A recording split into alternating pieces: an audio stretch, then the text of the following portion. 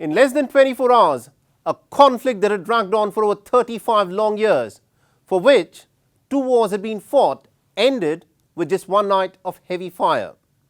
Nagorno-Karabakh, the Armenian enclave inside the Azerbaijani territory, was effectively disarmed and forced to surrender in a manner that no one expected. Tens of thousands of people have died fighting for it. Peace plan after peace plan in the last 3 decades had ended in failure. But now, with the ethnic Armenian population leaving altogether, it is being widely believed that the conflict for Nagorno-Karabakh has ended for good.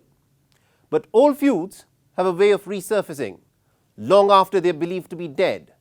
But the larger question in the Caucasus is this: will peace now have a chance between Armenia and Azerbaijan, or will the old ethno-religious fault lines still continue to dictate the relations between the two neighbours?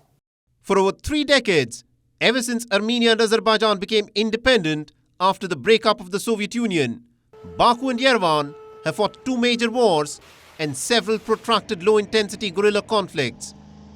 Make no mistake about this, the Nagorno-Karabakh conflict is both territorial and ethnic, with neither side willing to budge from their entrenched positions. But it has now ended with a lightning strike by Azerbaijan, catching Armenia and the rest of the world by complete surprise. On the 20th of September, Azerbaijan announced the beginning of its anti-terror operations in the enclave. Its stated objective was to make the Armenian forces in Karabakh to surrender.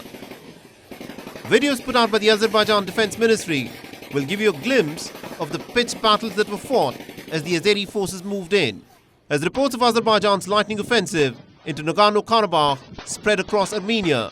Thousands of ethnic Armenians took to the streets in Yerevan.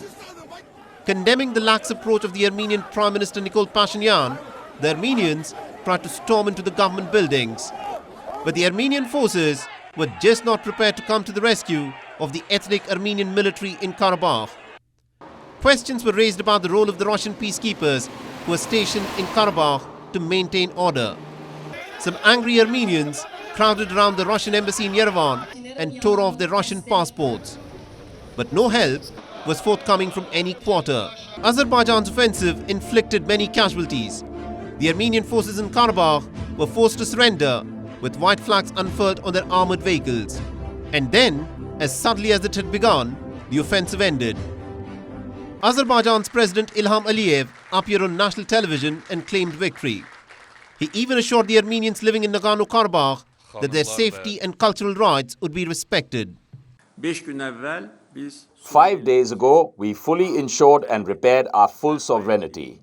As a result of anti-terrorism measures that were enacted within 24 hours, even less, the Armenian army that was illegally settled in Azerbaijan territory surrendered.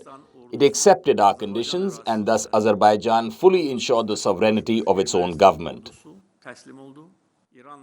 The people living in the Karabakh region are Azerbaijan citizens regardless of their nationality.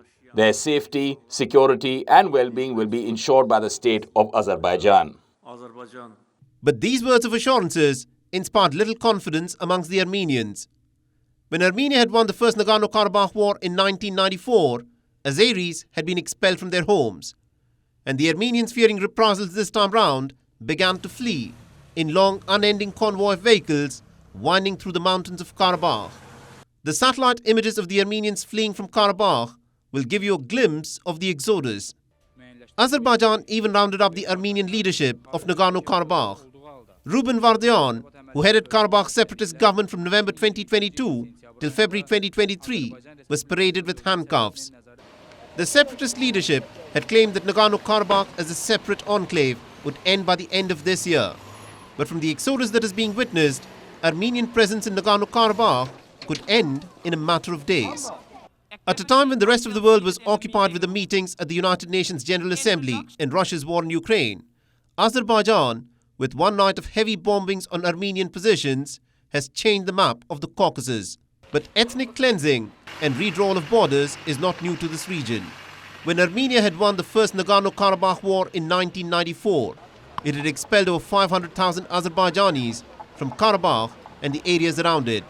And now, more than 100,000 ethnic Armenians are said to be fleeing from the mountains of Karabakh. but almost every single one of them says that they'll one day return again soon.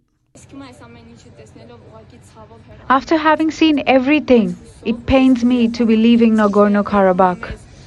But I have hope that I'll be able to come back. In terms of wanting to stay in Nagorno-Karabakh, Nagorno-Karabakh is one of the paradises on earth that cannot be traded with or compared to islands or wealth. The world should not believe that we are willingly leaving Nagorno-Karabakh ever. We fought till the very end, with our blood, with our lives, to protect our country.